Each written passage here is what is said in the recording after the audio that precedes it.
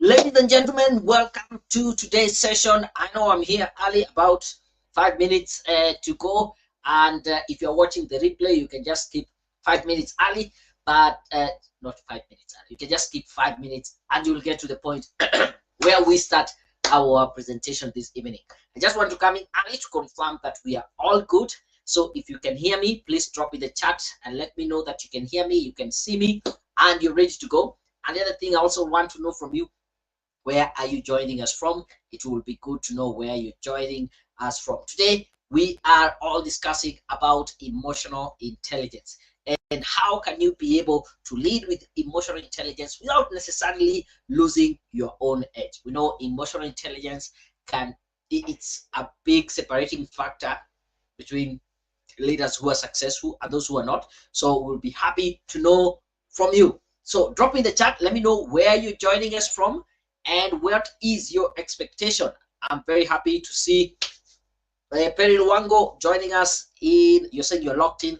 Karibu sana, thank you. There's the greatest masterpiece all the way in Ghana. Great to have you. I'm very happy. I can see we also have Jabali Abdi. You are audible, bro. Let me know where you're joining us from. I can see. Okay, now it's LinkedIn and YouTube. So we have Bravin joining us in Westland, Nairobi City. Karibu sana. That good to know. So drop them in the chat. Let them come. Let them come. Let them come. Yeah. Oh, I can see lots of them. Ferry Wangoi joining us in Nairobi. Karibu sana. Who else do we have here? Peter. Greetings from Sierra Leone. Okay, this is good. I think I saw who. Now they're going too fast. But keep dropping them. I like coming in early, a bit 5 minutes.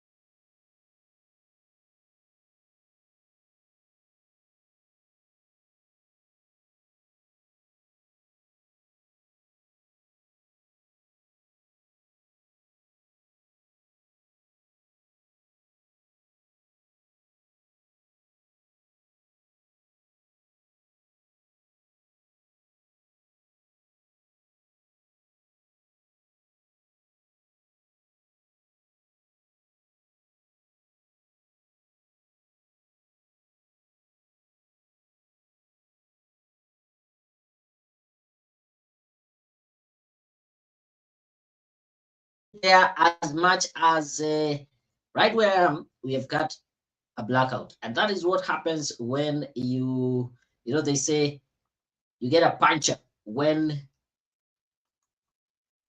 where is this? So don't you worry if you can hear me. Let me know.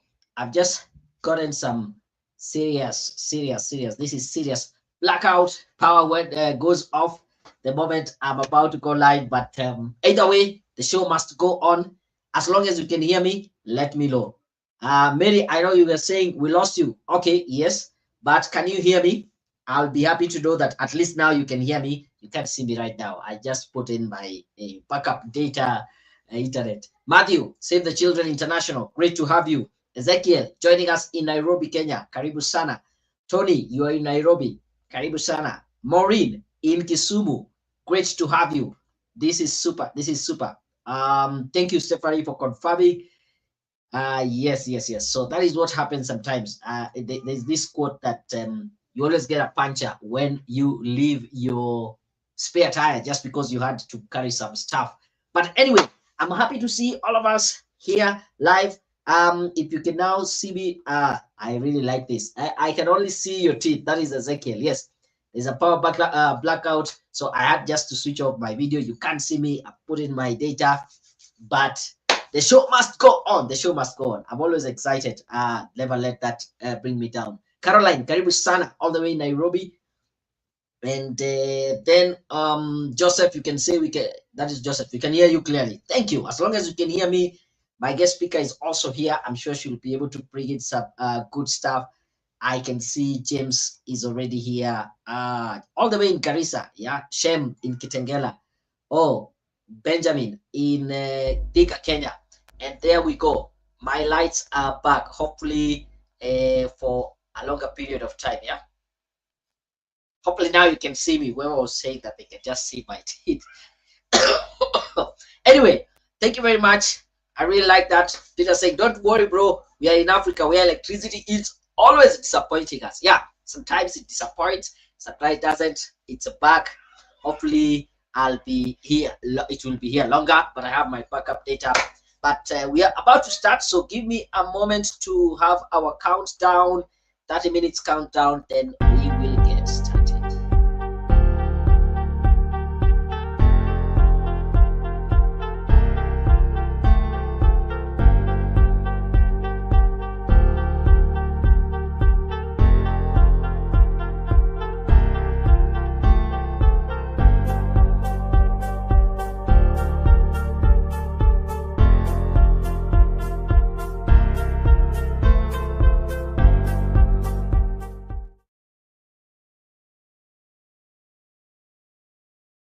Welcome to today's session. We are going to discuss everything to do with emotional intelligence from a leadership perspective, whereby you can be able to lead with a bit of some ease, with some emotional intelligence, without necessarily losing your edge. I know the moment we talk about emotions from a leadership perspective is like, nah, we don't allow emotions here. And I have a very special guest who is going to take us through this topic. Allow me to welcome Stephanie Wangoi. Welcome to the show, Stephanie. How are you? Hi, Daniel. Thank you so much for having me.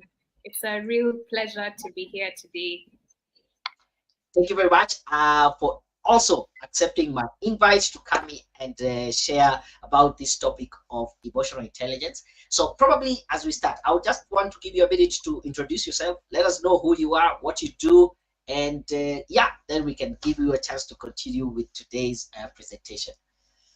Awesome. Thank you. And good evening, everyone. Hi, and thank you for joining us today. My name is Stephanie Wambui. I am an industrial and organizational psychologist. I work with Nightwise Human Capital, which is a consulting firm that specializes in the application of psychology in workplaces. My role there is as the director of employee well-being and assistant programs. In simple terms, that just means that I spend my time designing wellness interventions to help organizations work better and treat their people better. So I'm really honored to be a part of this platform to engage with the Leaders on Point audience. I'm really looking forward to engaging more with you guys. It's going to be a great time. Hoping that you can bombard us with a lot of questions. Please make sure you leave here having your queries addressed. And, if you wanted to know anything, please make sure that you leave here having gotten the answers that you need. So that's me, Daniel, in a nutshell. Small part of me, yeah.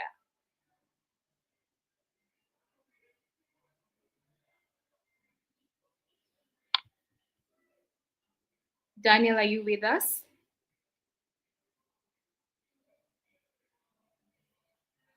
You see me or hear me? We can hear you now. Yes, I think it is now my connection trying to get back to the initial Wi-Fi, but I'm just here on standby. Anyway, I want to give you a chance to continue, but also before you get there, just let me just keep some high shout out. You can see how far and wide we have our people. Some people in Thika. This is Kitengela. I had seen someone again, Belinda on Facebook. And remember, we are streaming on Facebook, LinkedIn, and YouTube, all the places. Everyone, thank you very much. Please listen in, post in your questions in the comment. If you have any question, we will come and address them later on. Stephanie, I think the stage is yours now. You can take us through today's training about emotional intelligence from a leadership perspective. All right. Thank you, Daniel. I'm just going to share my screen with us since I have a presentation just to help us grasp the subject matter to make sure that we're all reading from the same page. So let me do that. It's okay. As you do that, also, I would want to remind all of us, please, as we continue, feel free to drop in the chat. Let us know where you're joining us from. It really encourages me to see that we are going over and above. I think I saw someone from Ghana. I saw someone else from Sierra Leone.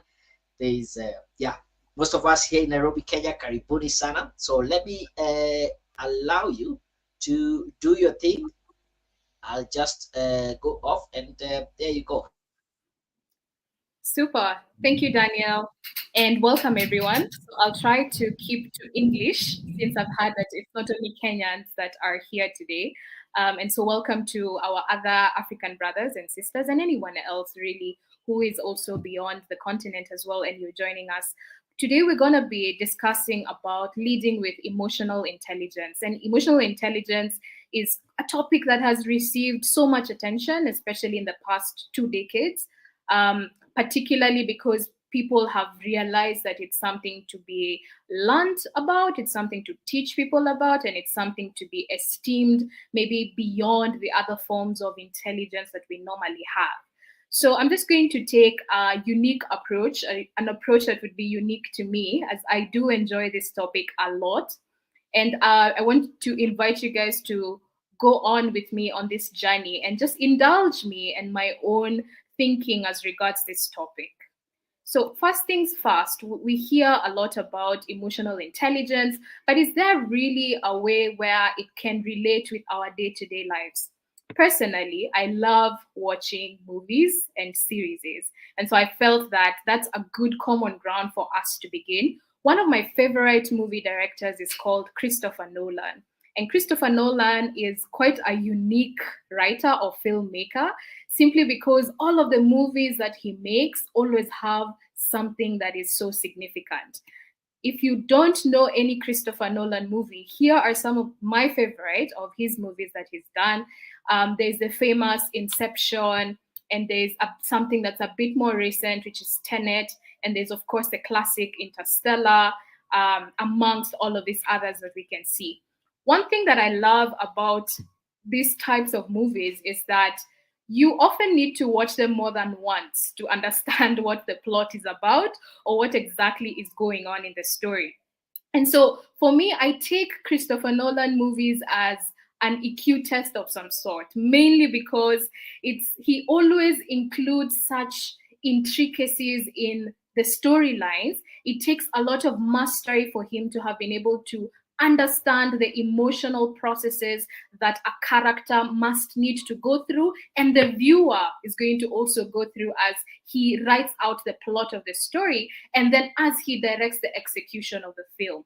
And it's something that I really, really enjoy, and I respect him for that because I do think that it takes a high level of emotional intelligence to be able to create plots or films such as the ones that he has created.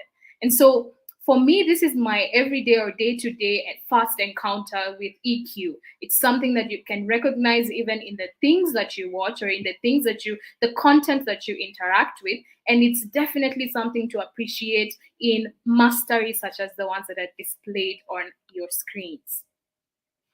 So now let's come down to the subject matter and understand in particular what exactly emotional intelligence is. So emotional intelligence is a very is an umbrella term that was coined by the person whom we consider as the father of EQ, who is Daniel Goleman. And he says that EQ is a person's ability to, number one, identify, number two, assess, and number three, control one's own emotions and the emotions of others and that of groups.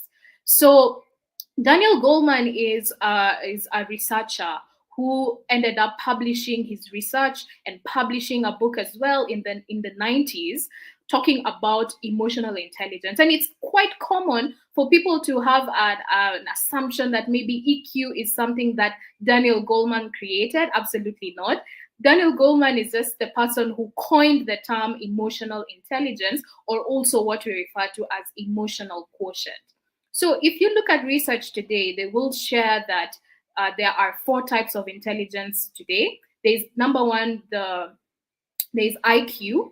So IQ is the one that you need is your ability to be able to comprehend mathematics, to be able to solve mathematics, to be able to recall things, to be able to have memory. And so that is IQ essentially. Number two is EQ. EQ is now your ability to be able to identify, assess, and control your own emotions as well as those around you. And then there are two other types. I'm kind of like forgetting them. However, but there's four types. There's social quotient, which is about your ability um, to create and maintain relationships and connections throughout a long period of time. And then there's also adversary quotient, if I'm not wrong, which is your ability to recover quickly from adversaries that occur in your life. And so research recently has shown us that EQ is amongst the most important types of intelligences that we can have. And though our societies and our systems are structured in a way that IQ takes precedence, EQ will always be the leader amongst all of the four. And so we're going to take some more time to understand that. So Daniel Goleman went on to write a book, and it's one of the books that every single person who wants to understand emotional intelligence will always go to. And this is it's basically why emotional intelligence matters more than IQ. And he goes into great detail to explain what it is that his research has found. And so we're gonna delve into that more. But remember, like we said, in this research came out really in the 90s. Daniel Goleman posted his research in the 90s. Before then, was there emotional intelligence? Absolutely. From the 1930s, there was a man called Dale Carnegie who actually was talking about emotional intelligence without necessarily calling it emotional intelligence. And this is a book maybe some of you have also read or you've heard about, which is How to Win Friends and Influence People. And in this book, he talks about the power of remembering people's names, the power of the importance of not winning arguments because it's a lose-lose situation. It's quite an interesting book. And at the bottom line, you can actually identify and see that what he was talking about is your ability to nurture emotional intelligence. So, according to Daniel Goleman, who is our reference point, given that he coined the term EQ or emotional intelligence, EI, he came up with 4 pillars.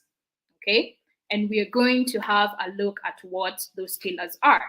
So, on your screens is a table of a sort where on the vertical side, you have recognition and regulation, and on the horizontal top side, you have self and social. So it's a quadrant of a sort where we have classified the different pillars that are in emotional intelligence.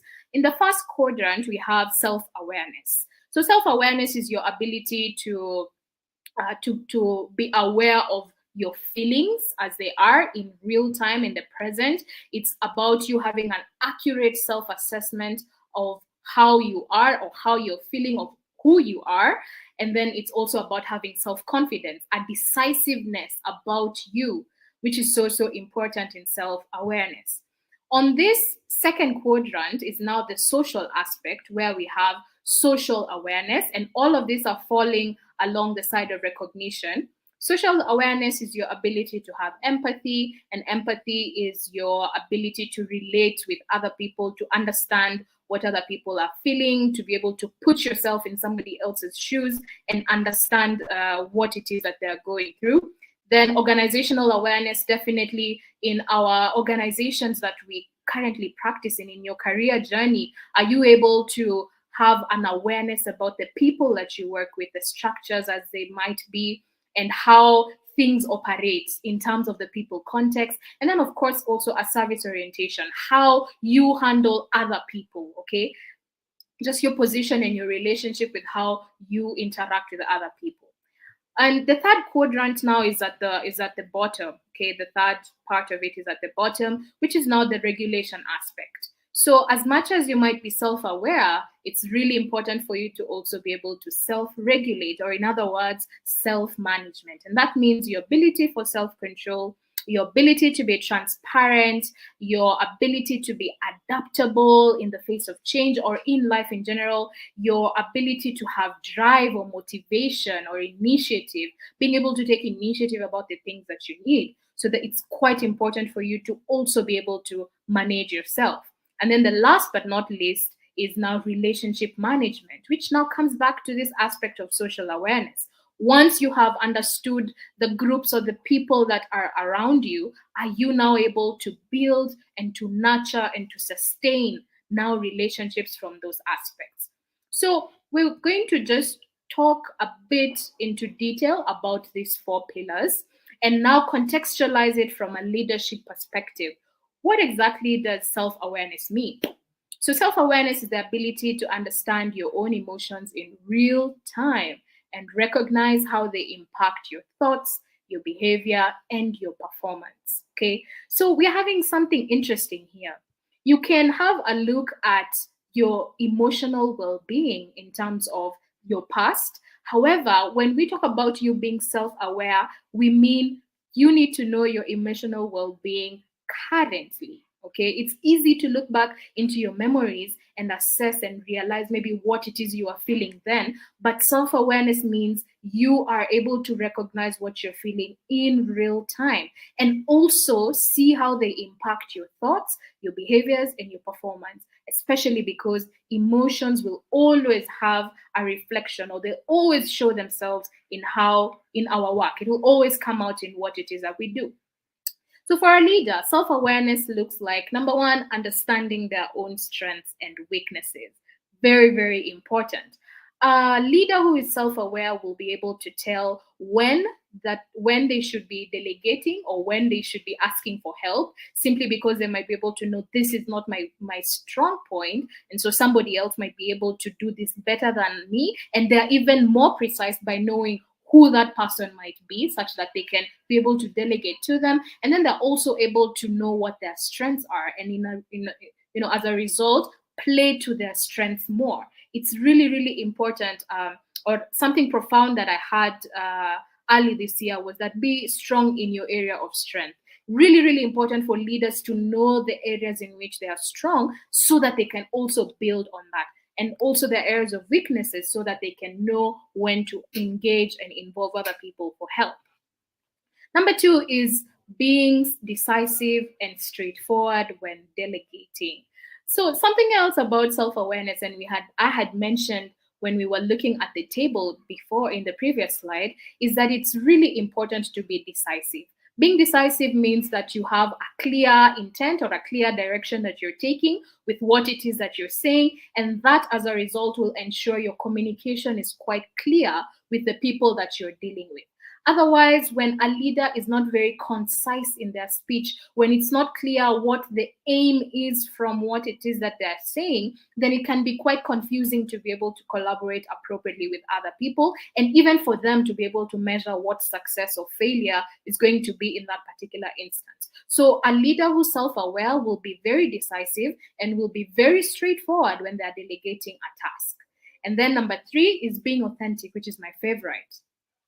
Being self aware means that you have no need to be like anybody else. You will be able to embrace who you are and be able to show that in a way that society also finds acceptable. So, here we're not talking about because this is how I am, this is how everyone is going to take me. We're not talking about you being delinquent in a way. We're talking about you learning how to function in society appropriately, but by retaining your authentic self. No need for you to be like anybody else, to speak like anybody else, taking who you actually are and retaining it in the way that you do things. That is a mark of self awareness. The second pillar, like we mentioned, is self-regulation or management. And that this step often comes now after self-awareness. After self-awareness, the next question is going to be, so what am I going to do about it? Yes, I found out that I am unhappy. Yes, I found out that I am very happy. Or yes, I found out that I have this and this and this. Now, what am I going to do about it? Self-regulation or self-management is the ability to regulate your emotions. And keyword here is not to eliminate them. So we're looking at you being able to manage your emotions and not you trying to delete or remove them or covering or suppressing how it is that you're feeling. You need to be able to come to a place where you address the emotions that you feel for you to be able to effectively manage yourself. So in leaders, self-regulation looks like this. Number one, the ability to remain calm or recover quickly from upsetting situations, especially emotional situations. That is quite important in a leader, that it's really important for them to learn how not to lose it, as we normally call it, where you are you're ticked off, or allowing people to get under your skin and showing them that they have upset you, or that they have done something that is quite shocking to you, it's important for you to learn how to remain calm, and then at the same time to recover very quickly from an upsetting situation that occurs. Number two is it looks like a leader maintaining a positive outlook despite challenges. Okay, so this is quite difficult for many of us, where sometimes a challenge might come our way and we feel like we want to hang the towel completely. But a leader who has the ability to manage themselves will be able to still maintain, keep their eye on the prize, keep their eye on the goal, and to be positive in spite of the challenges it is that they might be experiencing. Then number three is, of course, their ability to adapt to change. Quite important, to shift ideas and alter approaches. A leader that manages themselves well or effectively is able to change very fast, so to move along with change very fast. In the time, in the technological age that we're living in, if there's one thing that is constant, is that change will continue to be constant in this time of technological advances that we're living in. And a good somebody that is able to regulate themselves, especially as a leader, will be able to adapt very quickly to change as it comes.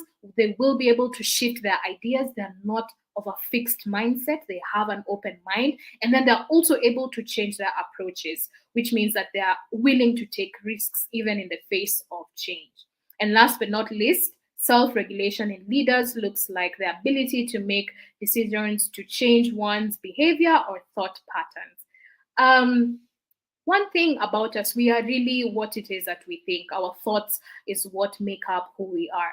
And if we're not willing to grow from the point of our thinking or from the point of our actions, then whatever transformation happens is not really going to be permanent, simply because we have not allowed ourselves to be transformed in the area of mind and in the area of action. And so, as somebody who is able to manage themselves, will be able to change whatever thought processes that they have, especially when they realize they have toxic thought processes or unhealthy thought processes. They will be able to change that, as well as behavior. They will be able to take the right action to ensure or solidify their change of their behavior. Okay. The third pillar, like we talked about, is social awareness. And social awareness is the ability to interact in groups and read social cues. In comes in verbal and nonverbal cues. And particularly, we want to take a big focus on nonverbal cues. And those are like body language, facial expressions, physical proximity, and any other nonverbal responses, which might also include your outfit. Sometimes there could be something written on somebody's t-shirt that reveals maybe more than they intended to reveal. So your ability to be able to interact in groups and read social cues is now what we call social awareness. And leaders implement these skills to normally to understand the following in groups. Number one, emotional currents and patterns. As a leader in any organization, whenever you have a team that you're working with, it's really important for you to get to understand what people are currently feeling. It's hard to fix something or to work on a project when you don't know where people stand emotionally. And so it's really important to get an understanding of people's emotional currents. And at the same time, there are patterns as well. Are these people that are readily open to change, or are these people that are resistant to change? Are these people that respond very well with one-on-one touch, or are these people that respond better with more team kind of communication or collaboration? And so it's important for a leader, through the skill of social awareness, to be able to read into these cues and determine emotional currents and patterns in their teams. Number two, they're able to use this skill to read power dynamics and to identify influencers. Anytime we go into any new place, it's really important for us to understand what the power dynamic in that situation is. In the context of organizations, it's been made easier for us simply because there is already a structure that is in place. So you are able to, in a sense, determine this is the person that runs, is running the show. So if you want to do whatever, you need to follow these particular processes, and these are the people that you need to get approval from. But at the same time, if you are the leader, it's also quite important for you to determine who are the influencers in these organizations. We have many, many underdogs in organizations, people that are not holding any particular role or any leadership role, and yet they might be quite influential with their colleagues. And so through the skill of social awareness, you will be able to identify what the power dynamic is and who the influencers are within a particular group, so that you can be able to operate more effectively within that group. And then number three is, of course, the existing social networks. Definitely what kind of a network it is that you have, the different context of the different networks it is that you have. There are those of us, there are personal networks, and then there are social networks, and then there are professional networks. And it's really important to always be able to distinguish between the differences and not be able to bring personal issues into professional networks or professional issues into personal networks, which can both be damaging to those relationships. So, disclaimer here, great leaders use the skill of social awareness to implement change, which can be done, of course, through the skill of the art of motivation, motivating employees to implement positive change within the organization, and also to demonstrate empathy, where you have a clear understanding of what it is somebody is feeling. As a leader, you have the ability to understand, to empathize with their feelings about a situation, and not to manipulate groups. People are actually very aware, even though they might not be conscious. What does that mean? People might be very aware even though they're not necessarily conscious. It's very easy for people to pick up on nonverbal cues, even when, and especially when, we're trying to also manipulate them and use certain skills that we've learned to be able to manipulate them. It's easy for people to pick up some of those factors simply out of nonverbal cues. And even though they might not be able to articulate as to why they're feeling a particular negative energy or a negative sense from you, they will be able to pick it up nonetheless. And so it's important for you, once you do learn how to cultivate the skill of social awareness, to use it to just make the situation better or to make your workplaces better. And last but not least is relationship management. And so relationship management is the next action we take in response to social awareness. Now that you have come into all of these networks, what do you do? Relationship management is the ability to form, build, and maintain good relationships with others, and over a long period of time. Okay, so it's quite important for you to, number one, learn how to initiate relationships, different kinds of relationships, if I might add that. And then number two, it's important for you to know what each relationship is going to require to build. Okay, what is it going to require? Personal relationships might often require a certain type of effort to be exerted over a period of time for you to be able to build them. Or professional relationships might also require certain types of incentives for them to be able to be built into proper relationships that you can have. And so it's important for you to also be able to assess what every relationship needs to be able to, for you to be able to build onto it. Then the third thing is to be able to now maintaining.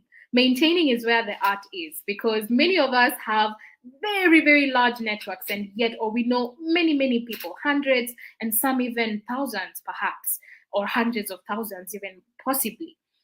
But how do we maintain these relationships over time? And are we good at maintaining these relationships? So that would be the test, or that is what that would be the test when it comes to the skill of relationship management. So in leaders, relationship management involves, number one, coaching and mentoring.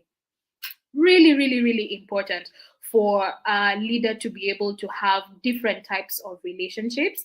And for this, the analogy that I normally use is the one that is similar to like a cross, okay, or a plus sign. If not a cross, a plus sign, where you must have people that you look up to. That is the direction that is going up. There have to be people that are mentoring and coaching you. Then there has to be people that you are at par with, that is on the same level with. So that on the cross, this would be the right and the left, or on the plus sign, this would be the right and the left. Your peers need to also be there. And then towards the bottom, there needs to be people that look up to you and people that you two are coaching or mentoring as well. And so this is a good sign of relationship management as a leader when you are coaching people that you're working with, either at a peer level, at a mentoring level, or you as well being mentored. Quite important.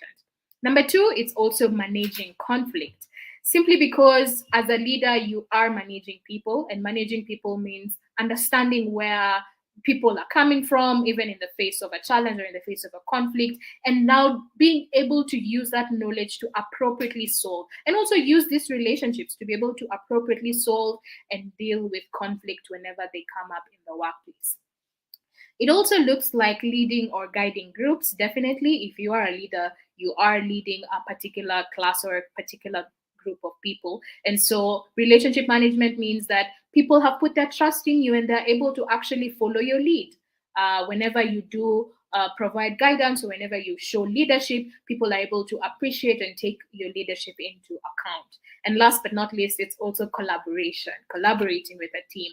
Very important to be able to show that you can work with others, or using the skill of relationship management to be able to work with different types of people. Now, normally in today's day and age, the people that you have who struggle the most with relationship management are probably people that score very highly in high IQ, and simply because matters to do with this form of intelligence are just, they are very stable. Let me put it that way, in the sense that it's always 1+1. There's no day 1+1 will be 3. It will always be 2. And so it's a very sure form of interaction. And so as a result, you might not need to depend on anybody else rather than maybe the information it is that you have. And so it becomes quite of a challenge for people who score highly with a high IQ to collaborate with other people, simply because now this presents a challenge. People are complex and people are difficult to understand, so they say. And so collaborating with a team is a great way to not only nurture your skill to build relationships, but also to just mature that in yourself as well. So let's make it even more practical, okay? So we are leaders here, and we're on a platform that is centered towards our career journeys. And so I decided to pick a case study on EQ that was done within Google, the organization. And this project was called Project Aristotle. So let me give you guys some background. So Google came up and decided that they wanted to find out what exactly makes a perfect team. Okay, so they noticed that they always hire the best of the best that there is, but these teams are normally so different from each other. So what is it? Is the success of an organization determined by hiring the best people, or is it determined by hiring people from a particular field of work, people from a particular location, people from a particular country, or people of a particular gender? They really just wanted to come and find out, because they would study one of their teams and realize that they are very successful, but at the same time come and observe a different team with very different qualities from the first one and realize that they're also very successful. So they sought out to begin this study, and they named the project Project Aristotle, where Google, of course, is quite perfect with collecting data. They analyzed a lot of data amongst their 37,000 employees over a period of 2 years and about 180 teams, to just come to understand what exactly makes a perfect team. Are you curious as to what the answer was? The answer is psychological safety. Okay, psychological safety, which is it was quite an interesting finding for me, because psychological safety essentially is a heightened sense of emotional intelligence. In fact, in a business model, what we would ideally go for is, number one, for you as a leader to apply emotional intelligence means that the next thing that will happen is that you will create a sense of safety with your teams. Psychological safety means that it's a space where the team is able to express themselves openly. They're able to speak openly. There's a sense of trust and trustworthiness. And so people are comfortable enough to be able to take risks within their teams and to be able to express their ideas and their emotions about a particular situation. And so as a result, this leads to career and business impact. This, to me, is one of the sure ways to be able to have business success, by applying EQ. And if you just follow the 4 pillars that we talked about of EQ, you will be able, if you just follow those things and apply them as we have talked about, you will be able to create a space that would be safe for teams to be able to function in, and as a result, have the impact that you want to see within your organization. So in conclusion, I wanted to share a parable, or one of my favorite parables, and this is the parable about the man in a hole, or it's a story, but really it's a parable because it's an allegory. It's not really a story in itself. So just bear with me and get this visual. So a man was walking down the street and he happens to fall inside a deep hole or a ditch. And the hole is so deep such that the walls of the hole are too high. He actually cannot climb outside of this hole. So the only option that he has is to kind of like sit put and just wait for somebody to come and help him. Along the path comes a doctor, and so the guy inside the hole, kind of like shouts out, "Doctor, doctor, help me, man. I'm stuck inside this hole." And the doctor looks at the man and he says, "Don't worry, my friend. I know exactly what to do." He writes a prescription and then he throws it into the hole and he leaves. And so the man is still left inside the hole, though he has a prescription. The next person that comes on the path is a priest. And the man is able to see and to identify from his regalia that this is a priest. And so he says, "Father, Father, please help me. I am stuck in this hole. Help me to get out."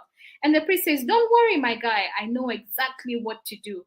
He prays for the man that is in the hole and leaves him with a word of a blessing.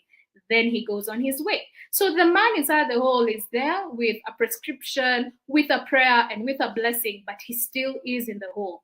Then he notices his friend Carol is passing along the way and says, Carol, you really need to help me. I'm suffering. I'm inside this hole. You really need to help me come out." And Carol says, "Don't worry, my guy. I know exactly what to do." Carol jumps into the hole and joins the guy inside the hole.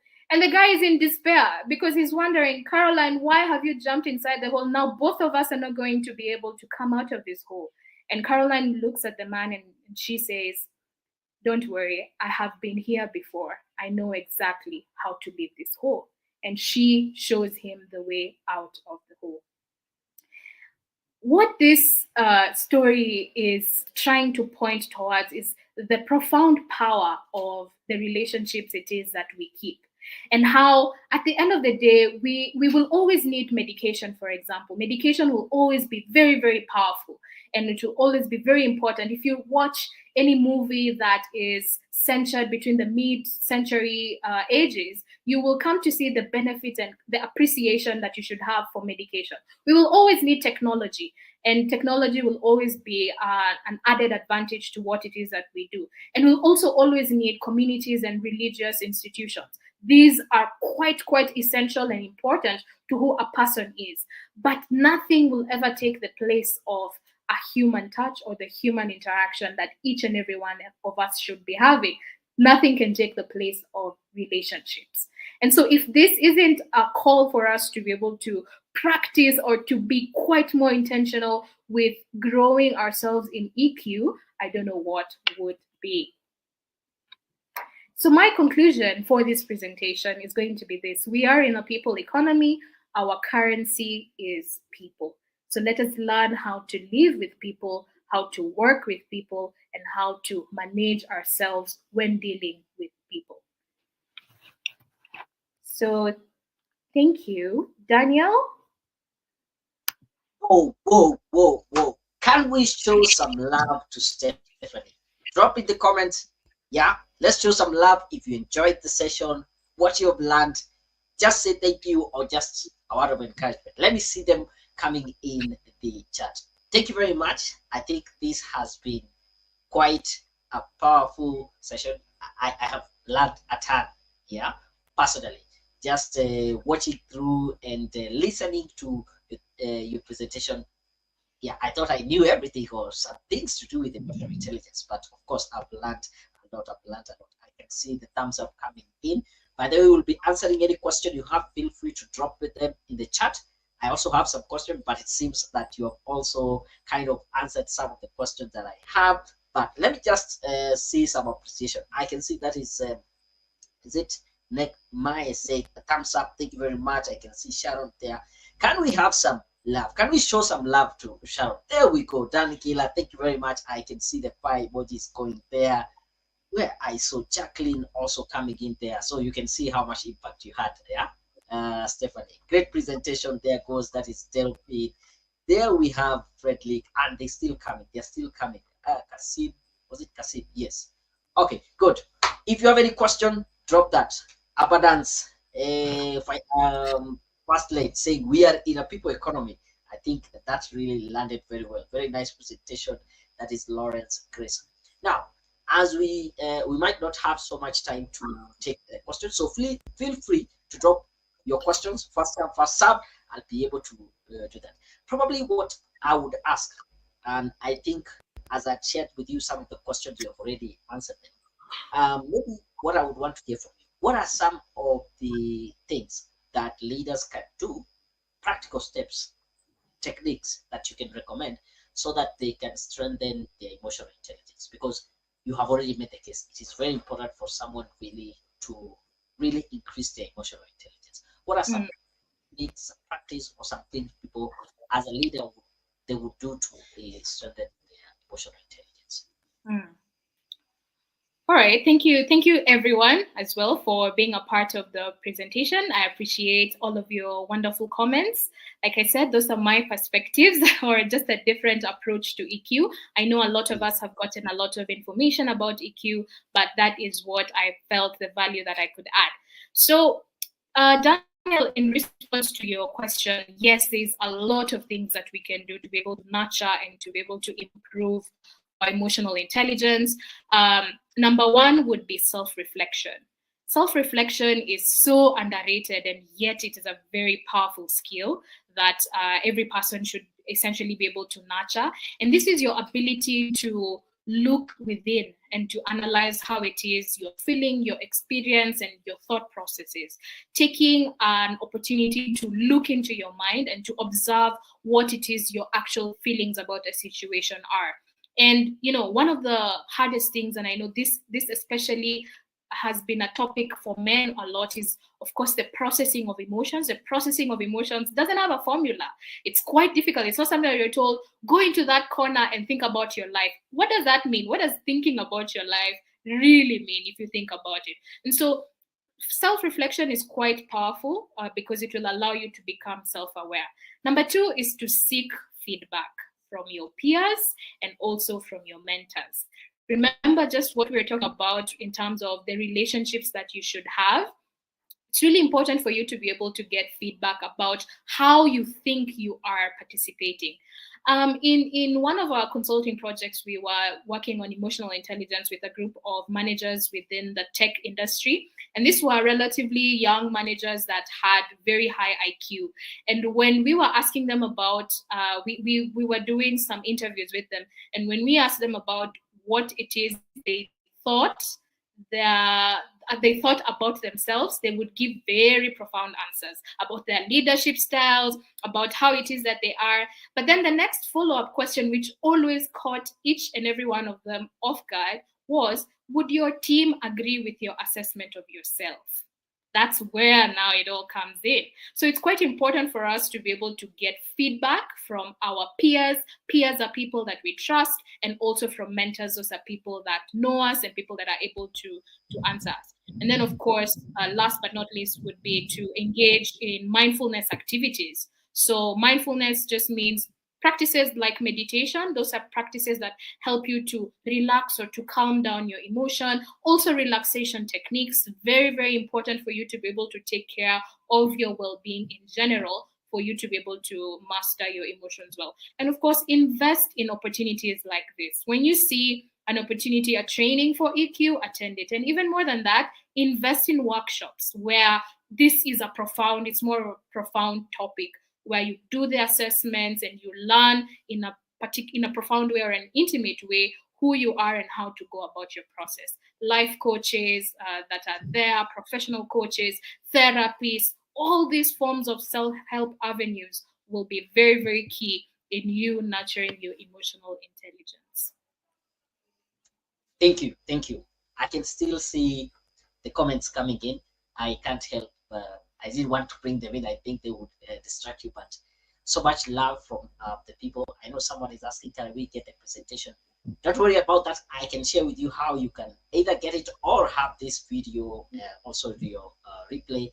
I can see another one here, got about mental safety. And I think that is also what you meant by psychological safety, yeah, which is very, very important. Yeah. So a lot of great comments. I think this is a question here. Let me see.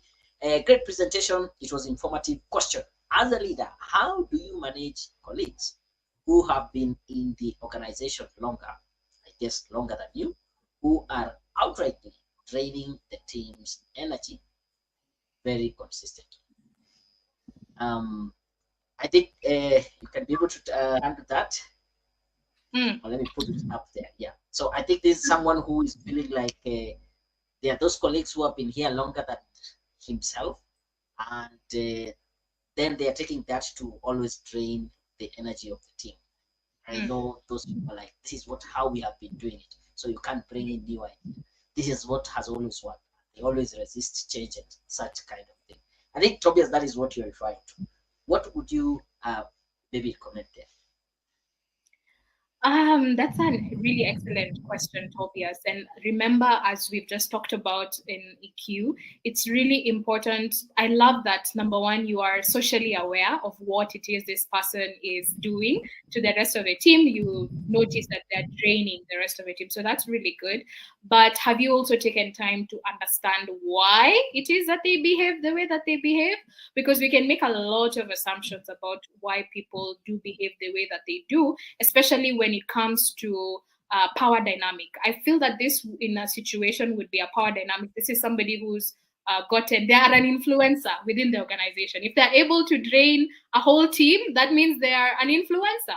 And so a good strategy for a leader, it means that you're going to take time to seclude this person from their actions and from the rest of the team and get to understand exactly what it is that their pain points or their pressure points are. It's important to take an investment in this person because that's the one bad apple that is, in a sense, poisoning the rest of the batch or ruining the rest of the batch.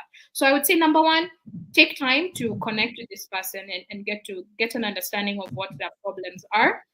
And then now from there, you would be able to have further insight, perhaps even communicate clearly or precisely to them on what it is their impact is having and show them as well what it is their impact is having. Sometimes people are not aware, they're not self-aware about these things as we might assume that they are.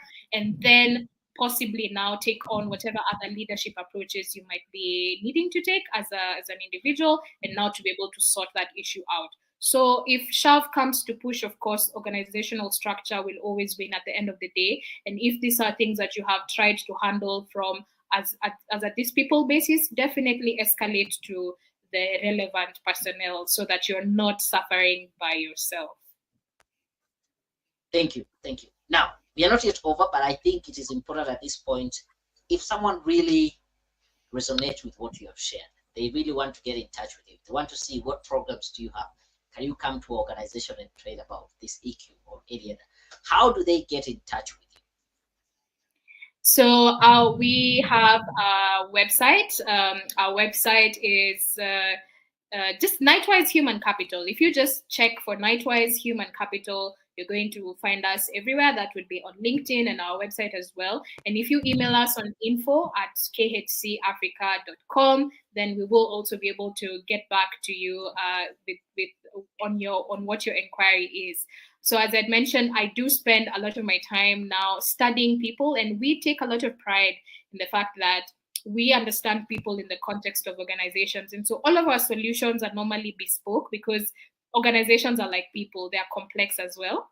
You need to take time to understand what its precise needs are. And so we have a lot of programs ranging from, of course, some of these aspects for developing on a leadership level, or even just to help employees to navigate the 8 dimensions of well-being, whether that be their mental health, their emotional health, their physical health, their financial health, which is a great stressor, as well as their organizational health, their spiritual health, whichever dimension. We always have solutions that we can be able to implement on that regard.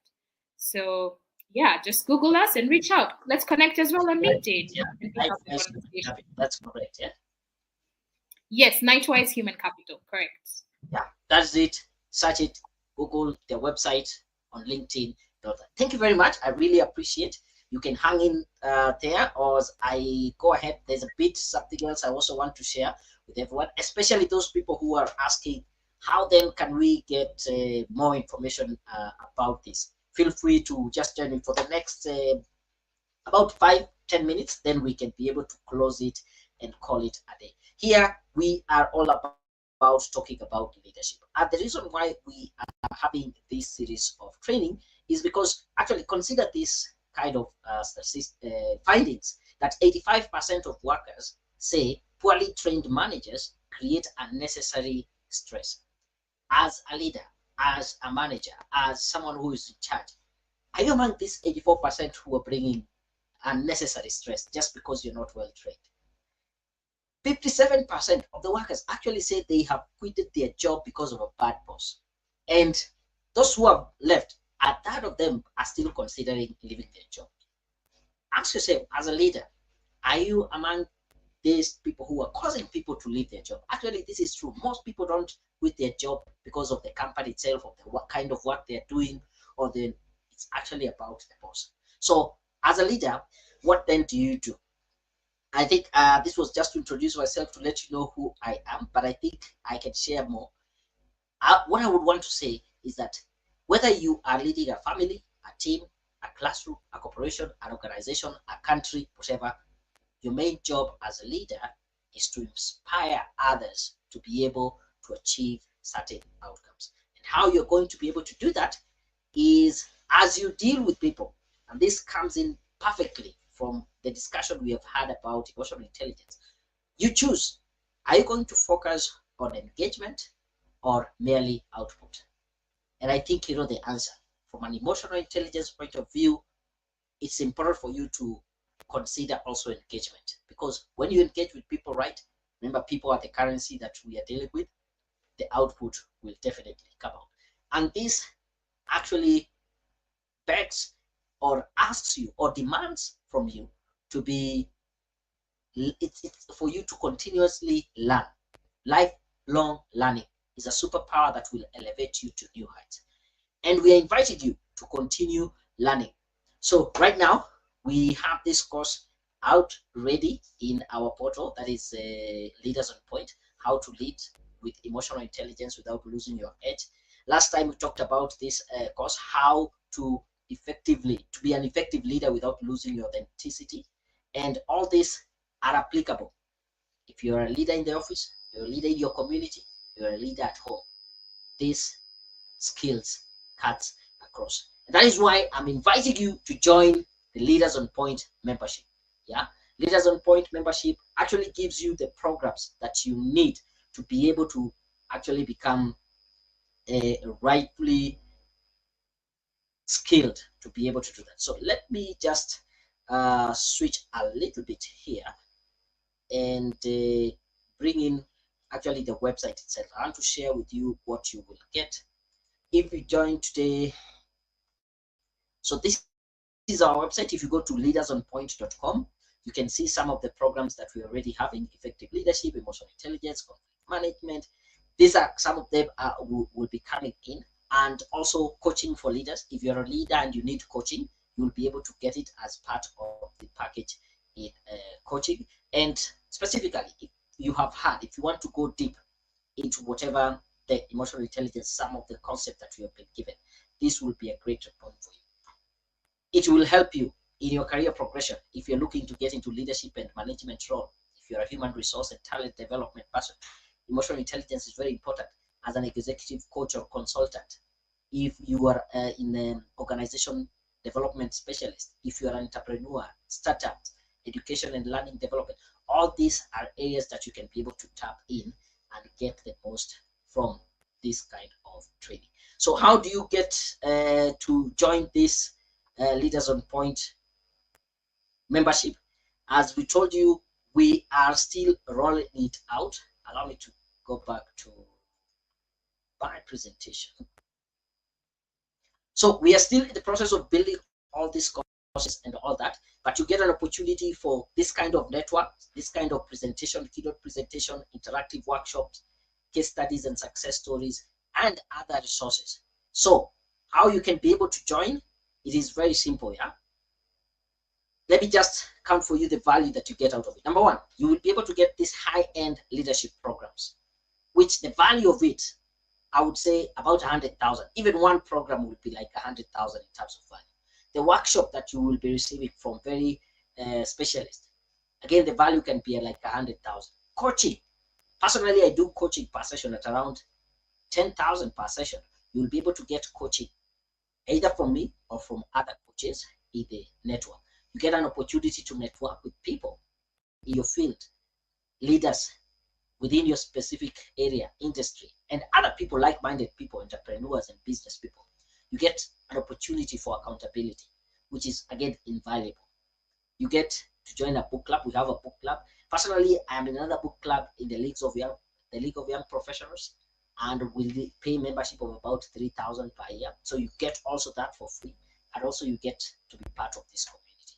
So when we will be doing the official launch, the whole program will be costing you only 36,000 per year. So this will be a membership per year, less than $1 a day. That will be about 3,000 per month.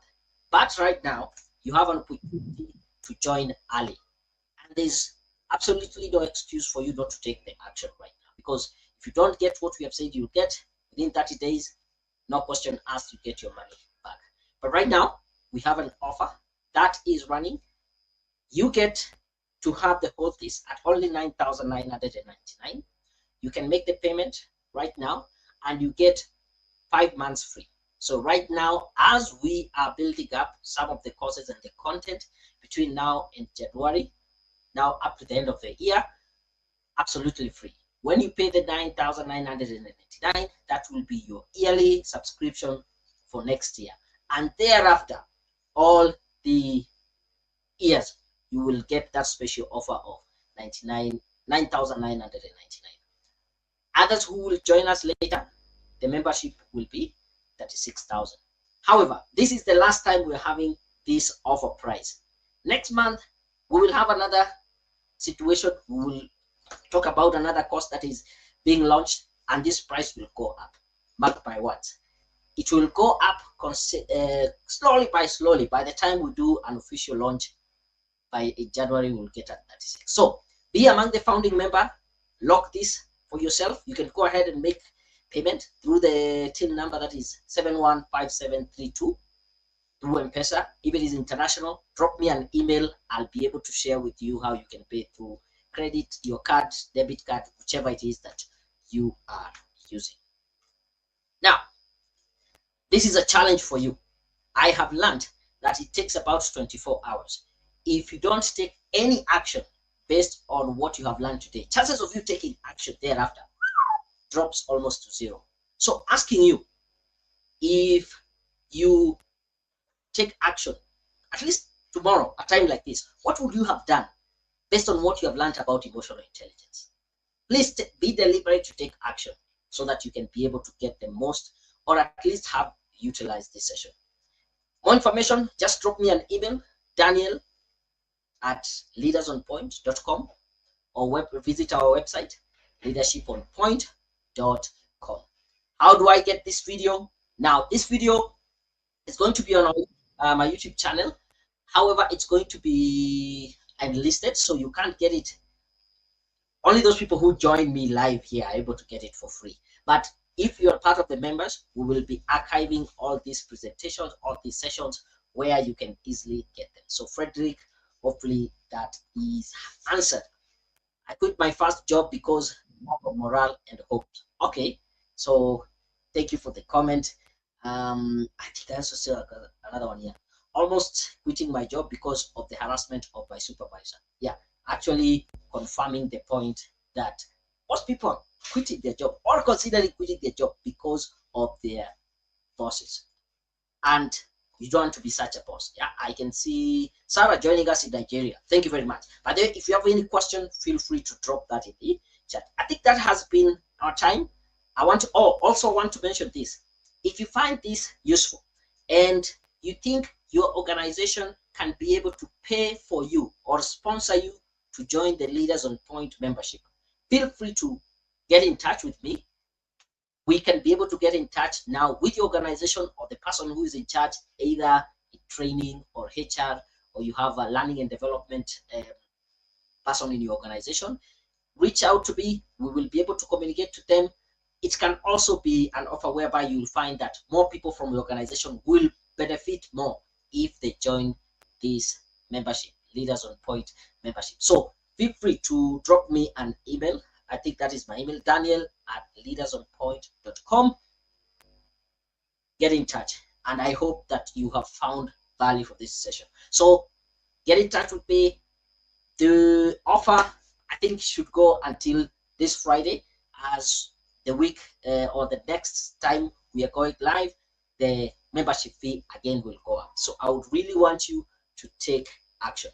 The last thing, this is Warren Buffett says, the best investment you can ever have is to invest in yourself. Why? Because that is where you'll get the highest return on investment. This is your opportunity to invest in yourself. I learned this from Brian Tracy, 10-10 rule. We are brought up where we take 10% of our income and we tithe it. We use it to help other people.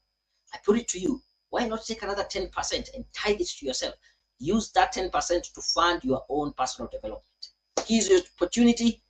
Be among the founding members of Leaders on Point. Get all these leadership programs, courses, the interactive workshops, coaching sessions, networking opportunity. By the end of this year, we will have a conference where it will be a physical conference. You can come and network with people. We have created a accountability buddies kind of setup where you can get someone to help you to be accountable, join the book club, the community, and the 5 months, that is from now all the way to December, it is free for you, as long as you're able to make this payment right now. Go to Lipa na M-Pesa, buy goods and services. The till number is 715732. I think I want to pause it there. And if anyone has any question, let me check. I don't think we have any questions. We are good. I want to say thank you very much, Stephanie, for joining us. Quite an insightful session. We'll be able to communicate more on how we can be able to collaborate and also have probably some of your workshop as part of the Leaders on Point. And yes, so hang on in there. Don't drop as I finish this presentation. Thank you, ladies and gentlemen, and until our next session. Boop, we are out.